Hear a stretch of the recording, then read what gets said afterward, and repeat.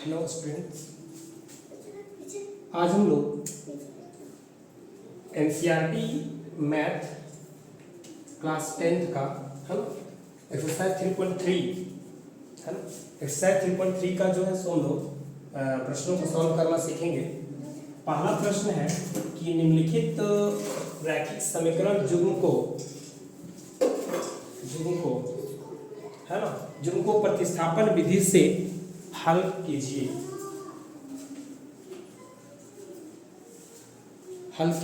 है ना। तो देखिए यहाँ पे एक समीकरण आपका दो दिया हुआ है, दो समीकरण है कि x प्लस वाई बराबर 14 और दूसरा आपका है x माइनस वाई बराबर 4। यहाँ पे प्रतिस्थापन का मतलब क्या होता है कि एक चर का मान हम लोगों ने है ना व्यंजक, जैसे देखिए यहाँ पे क्या बोले थे हम लोग, इस तरह का अगर x प्लस वाई बराबर 14 है ना, तो ये हम लोग इसको समीकरण बोलते हैं, है ना। क्या कहा जाता है इसको? समीकरण। क्यों? क्योंकि हम लोग बोले थे कि इसमें जो है सो बराबर है ना, बराबर जिसमें रहता है, हम लोग फिर बात किए थे कि x प्लस वाई और इस तरह का रहे ये समीकरण नहीं होता।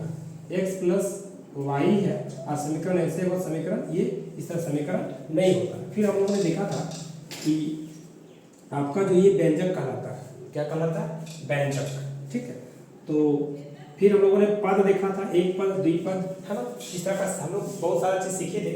और व्यंजक में तो यहाँ पे क्या होता है कि चर होता है, चर और एक होता है अचर है ना। जैसे देखिए आप 4x मान लिया जाए बराबर 0 है, ये आपका चर है, इसका मान प्रत्येक बार बदल सकता है लेकिन इसका मान नहीं बदलता, ये अचर होता है, ये चर होता है। यहाँ पे क्या बोला कि एक चर का मान दूसरे चर के पद में व्यक्त करके रैखिक समीकरण जिनको हल करने के लिए प्रतिस्थापित किया जाता है, इसीलिए इस विधि को क्या बोला जाता है?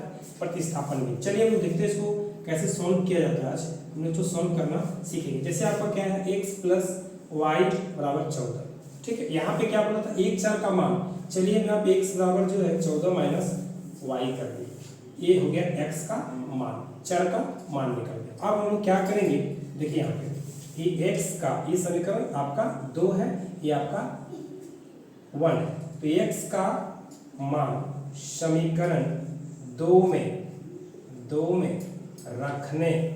रखने पर यहाँ वही चीज बोला कि एक चर का मान निकाल करके जब दूसरे चर के है ना दूसरे चर के पद में व्यक्त करके रैखिक समीकरण को हल किया जाता है ना। और इसीलिए इस विधि को क्या बोला, प्रतिस्थापित किया जाता है उसका वैल्यू पुट करके। तो ये विधि क्या कहलाता है? प्रतिस्थापन विधि।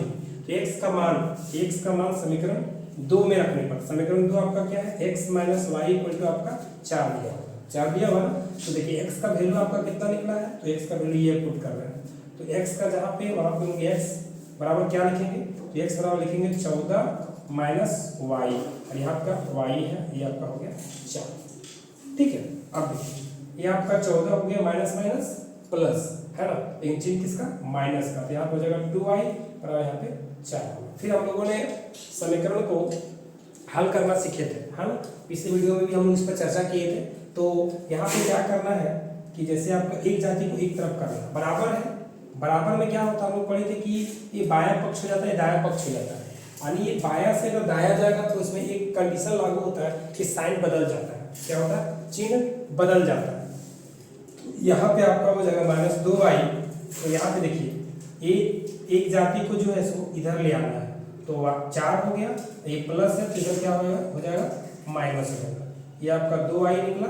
अब ये कुछ नहीं है तो प्लस है, प्लस माइनस माइनस, माइनस मतलब घटेगा, 14 में 4 गया 10, लेकिन चिन्ह किसका? माइनस का। क्यों? क्योंकि यहाँ पे जो है सो बड़ा का साइन होता है, बड़ा यहाँ पे 14 है, 14 के साथ क्या माइनस, तो ये पे हो जाएगा माइनस। अब ये माइनस माइनस क्या होता है? कैंसिल। y बराबर कितना हो गया? 10/2, 2 से काट देंगे, 2 बचे 10 है ना। तो आपका y बराबर क्या निकला? 5 निकला। ठीक है। तो अब देखिए 5 निकल गया। अब यहाँ पे हम लोग लिखते हैं इसको, है ना, ये y बराबर मेरा कितना निकल गया? y बराबर निकल गया 5। ठीक है। अभी इसको सॉल्व करेंगे बाद में। तो y बराबर कितना निकला? 5। अब देखिए अब y का मान, अब क्या करेंगे, अब y का मान x के मान में रखने पर, तो समीकरण x का मान क्या, सॉरी अब y का मान x के मान में रखने पर, x का मान क्या निकला था, x का निकला था 14 माइनस y, तो x बराबर निकल गया 14 और y का वैल्यू क्या है 5, तो 14 में 5 गया 9, यानी आपका जो निकला कि जो है x बराबर निकला आपका कितना, x बराबर आपका निकला 9, तो y बराबर कितना हो गया 5, ये हो गया आपका। तो प्रतिस्थापन विधि बड़ा आसान विधि है, इसमें से आप जो है थोड़ा सा ध्यान रखेंगे तो आपको इसमें दिक्कत नहीं होगा। इस तरह का क्वेश्चन जो है आप सॉल्व कर लेंगे, ठीक ना। चलिए एक क्वेश्चन और हम लोग सॉल्व करेंगे, है ना। देखिए थोड़ा सा इसे हल्का चेंजिंग है ना, तो आप लोग देख लीजिए इसको, है ना। ठीक है, तो चलिए मिलते हैं फिर हम लोग ये नेक्स्ट क्वेश्चन करते हैं, है ना। चलिए यहाँ पे हम क्वेश्चन चेंज कर देते हैं, क्वेश्चन चेंज कर देते हैं। S minus T equal to T, और फिर है S by 3 plus T by 2 equal to 6, ठीक। तो ये रहने देते हैं, यहाँ से फिर हम इसको निकाल देते हैं, इसको सॉल्व करेंगे, है ना। प्रतिस्थापन का मतलब आप लोग समझ गए होंगे। चलिए नेक्स्ट देखिए, अब इसको हम लोग सॉल्व करेंगे, थोड़ा सा उससे चेंजिंग है लेकिन इसको भी हम लोग कर लेंगे। चलिए देखिए यहाँ पे क्या है, सॉल्यूशन लिखेंगे,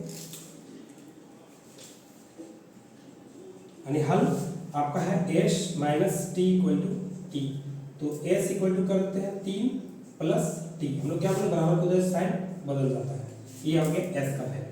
अब हम लोग लिखेंगे, है ना, तो इसको देखिए समीकरण को दो को थोड़ा सा इसको छोटा कर देते हैं, है ना, इसको थोड़ा सिंपल फॉर्म में लिख देते हैं हम लोग। इससे आपका है s by 3 plus T by 2, नहीं तो आप डायरेक्ट वैल्यू पुट करेंगे तो भी बन जाएगा, ठीक है। चलिए डायरेक्ट कर देते हैं, तो ये हो लिख देते हैं हम लोग समीकरण 2 में, समीकरण 2 में, है ना, s का मान रखने पर, मतलब putting the value of s in equation 2, तो देखिए a आपका हो गया बराबर कितना हो गया 6, अब देखिए s बराबर कितना है आपका 3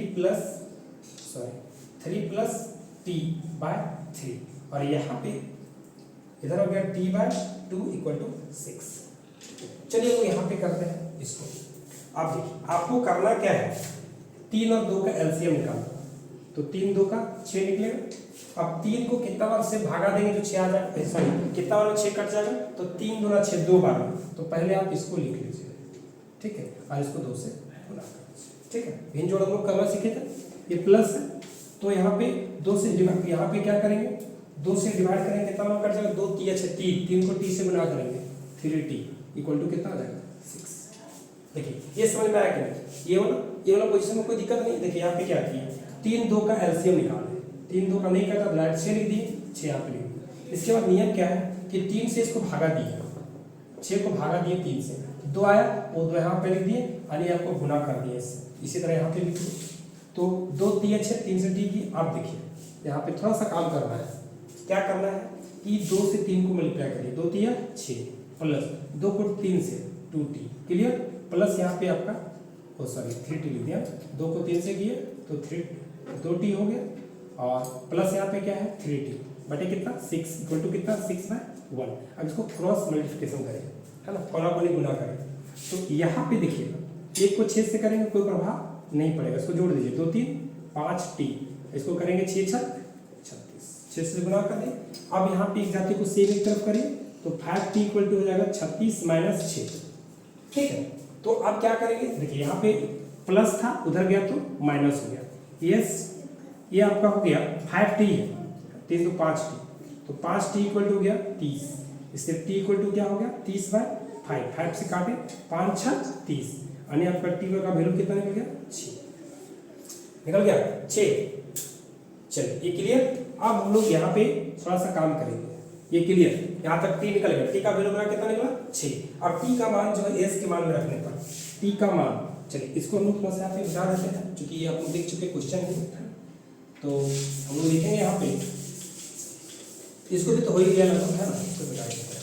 चलिए नेक्स्ट क्या हम लोग क्या करेंगे, तो t बराबर मेरा कितना निकला, t बराबर 6, तो t बराबर कितना निकला आपका 6। यहाँ लिखेंगे कि t का मान, समीकरण t का मान s के मान में रखने पर, s के मान में रखने पर, तो s का मान हम लोग क्या निकाले थे, s का मान निकाले थे हम लोग, s बराबर निकाले थे 3 प्लस टी निकाले थे, 3 प्लस टी निकाले थे। तो एस इक्वल टू हो जाएगा 3 प्लस, है ना, तो टी का वैल्यू कितना निकला 6, यानी एस बराबर आपका कितना हो जाएगा 6 निकला है, देख लीजिए। हाँ, टी बराबर 6 यानी 6 3 9, ये आपका हो जाएगा आंसर। एस बराबर कितना निकला, इसलिए आपका एस बराबर 9 और टी बराबर 6, ये ठीक है। तो आप लोग बताएंगे कि आज का वीडियो कैसा लगा, और अच्छा लगा होगा तो मेरे वीडियो को लाइक करेंगे और अपने दोस्तों के साथ शेयर करेंगे। ठीक है, मिलते फिर हम लोग नेक्स्ट वीडियो।